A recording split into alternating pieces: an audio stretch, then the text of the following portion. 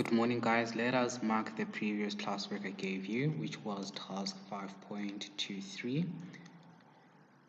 When it comes to the debtors control, you need to remember all the facts that I told you, that this is an asset account. It represents people that owe the business, customers that bought from us on credit. This account will increase on the debit side by the selling price of goods that were purchased by customers, or selling price of the goods that we sold to the customers.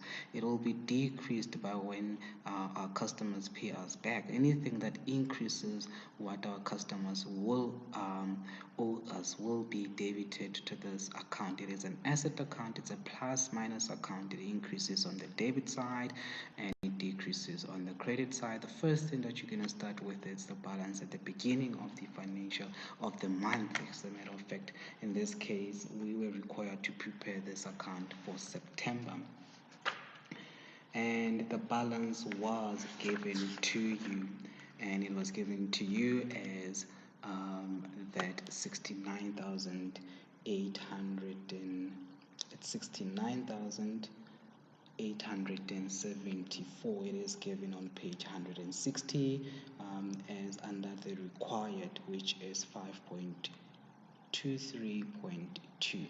all right. Now all you have to do is to look at your debtors control under your debtors journal. Now let us look at debtors control under my debtors journal. Now under debtors journal, you realize you have sales column, and in the sales column you have 40,324. That is the selling amount of goods that we sold to our customers, and the amount will simply be that 40,324. And then you go to your CPJ. CPJ, you look for debtors control column in the CPJ. It is 3,450. That refers to a check that was dishonored by the bank, and the amount will increase what that debtor owes us, ultimately increasing what all our debtors will owe us. Remember, one debt increases overall debt. One debt increases overall debt. I repeat, one debt increases overall debt. Okay, an increase in one debt increases an overall debt. A decrease in one debt decreases the overall debt. Okay, so in this case, the overall debt will increase by 3,450. Petty cash, these are the amounts that we paid on behalf of our debtors. I did specify general debits, we don't have any here. However, when you look at your CRJ under the debtors control column, we have receipts as well as discount allowed. Add those two and you will get this amount here from the CRJ. It decreases the amount that all our debtors will owe us. So our debtors will owe us 44,373 less, which is simply 42,386 plus 1,987. Okay, it'll give us 44,376. We have debtors allowances. Look at your debtors allowances column. When you look at your debtors allowances, you'll realize they gave you your returns. They said returns were 2,804 and allowances were 335, and you're going to put in 3,139. Okay, all of those will decrease what our debtors owe us. We don't have any general credits, and then you balance this off. That's how much you get a total balance it off, meaning that for the next month our debt will be going on 66,100. I hope you guys know how to calculate that 66,138. I simply took 113,648. I minus 24,373. I also minus 3,139, and that's how I got that 66,138. Okay, I just want to confirm quickly.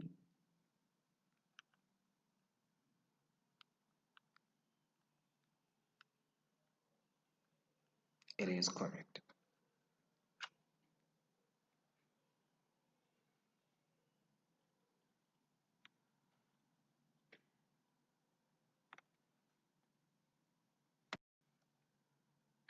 Trading stock refers to the stock that we are selling goods that we purchase in order to resell at a profit, and it is an asset account, guys. This is very important next year when we do inventory. Actually, not next year, in grade 12 when we do inventory. I'm gonna come back to this account, so make sure you understand it thoroughly. Even with your debtors control, make sure you understand it thoroughly, because next year we're going to be doing debtors list, and reconciliation between the list and the control account will correct errors. um, your trading stock is an asset account, just like any other asset account. It increases on the debit side, it decreases on the credit side. Unlike your debtors control account, your trading stock account will increase and decrease at cost price of those goods. All right, so it'll increase whenever you buy, it'll decrease whenever you sell. But when debtors return goods that are not damaged, this account will increase on the debit side. Now, the balance for our trading stock account will be 66,984. It is given to you. It's supposed to be 61,982. And then it will increase when we buy trading stock for cash. In this case, it's supposed to be the 30th of September. We didn't buy any trading stock for cash. Instead, we bought trading stock on credit. Look at your creditors control. They set totals of columns in the CJ. You are given creditors control, which is 35,479. That is the one that you are going to put in here.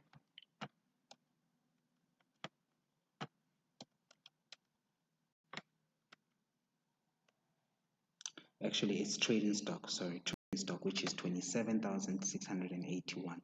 So under totals of columns in the CJ, trading stock will be 27,681. The 35,479 will increase our creators control account, which we're going to be doing later on.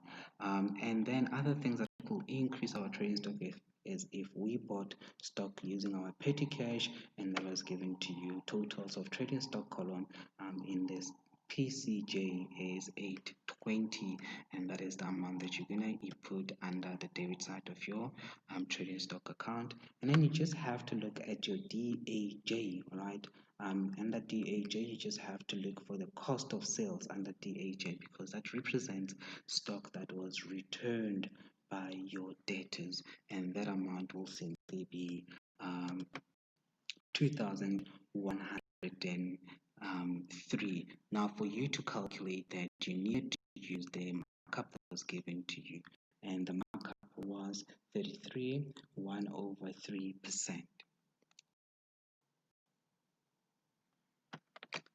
Now I'm going to show you how we calculated that 2,103. You realize that they broke it into two. They said the total of the debtors allowances column in the DAJ returns were 2,804, allowances were 335. There's a difference between allowances and returns. Remember, allowances is when we made certain allowances that we probably forgot to minus a discount, or we overpriced the data. So on all of those will be part of allowances. However, when it comes to return, when it comes to cost of sales, trading stock, you only focus on the returns, which are the goods that you received back from the debtors.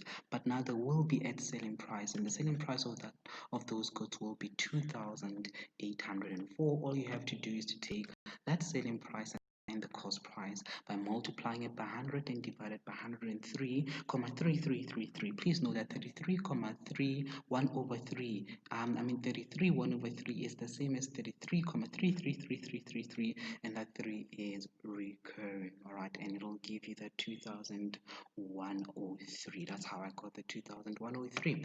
Now let's go back to our cash receipts as well as debtors journal. Cash receipt journal will simply focus on our cost of sales. However, we are not given cost of sales in our cash receipt journal. We will simply have to calculate them, and I'll show you the calculations shortly. To get that cost of sales figure, you have to go to your CRJ and look for your sales column in your CRJ, or cost of sales. And in this case, they gave us the sales column, which is 62,228. So you're going to take that 62,228 multiplied by 100 and divided by 133,333. It will give you 46,671. That's how I got that 46,671. And then you're going to look for cost of sales in the DJ. But in this case, it wasn't given to you. Instead, they gave you sales figure under a sales column in the DJ, which is 40,324. So take that 40,324 multiplied by 100 and divide it by 133,33. It will give you 30,243. Now, these two values will decrease the value of your trading stock. It represents the cost price of trading stock that you have sold. Okay, we don't have this trading stock, we have sold it. Another thing that will decrease your trading stock is when we return goods to the creditor. Because in the creator's control, you will record them at the cost price. You just take it as it is. Go to your CAJ, Creditors Allowances Journal, and look for your trading stock column. Your trading stock column in your CAJ will be 5,569, and just balance this off. It will give you a balance. Carry down for next year.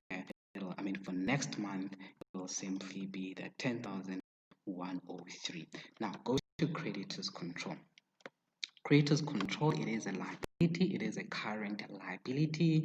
It increases whenever we as the business buy on credit. We don't just buy trading stock, we buy other things on credit as well. But in this case, whenever we buy on credit, it will increase on the credit side, it will decrease on the debit side. Liabilities increase on the credit side, they decrease on the debit side. So you're going to have your balance brought down is 82,345, which is given to you on page 160, 5.23.3. Whenever we buy on credit, we're going to record that in the CJ, and the amount you will simply take the total creditors control column, which is in this case 35,479. CAJ, total creditors column, and that is the total column that represents everything that we have bought on credit. So under creditors column, you will simply take that total amount. It will be 35,479. It will be decreased whenever we buy, we pay for whatever we owed, and when we pay for what we owed, that will be recorded in the CPJ. Now in the CPJ, you are given payments and discounts received. Payments are 70,992. Discounts received will be 3,214. Add those two amounts, they will give you this value here, which is 74,206. So it's 70,902 plus 3,214. It will give you 74,206. All right, and then it will be decreased by when we return goods to the creditor. Now go back to your creditors allowances journal and you look for your creditors control column, which is 5,766. And any other things that will come from your journals, but in this case we don't have anything from the general journal. So next month we will be owing our creditors 37,852. Please go through these videos as many times as you can and try to understand the concepts that I've taught you. You realize that the structure that I used here is the same structure I used in the previous video. It'll never change. Okay, you just need to know the principles and everything that I've explained in all these videos.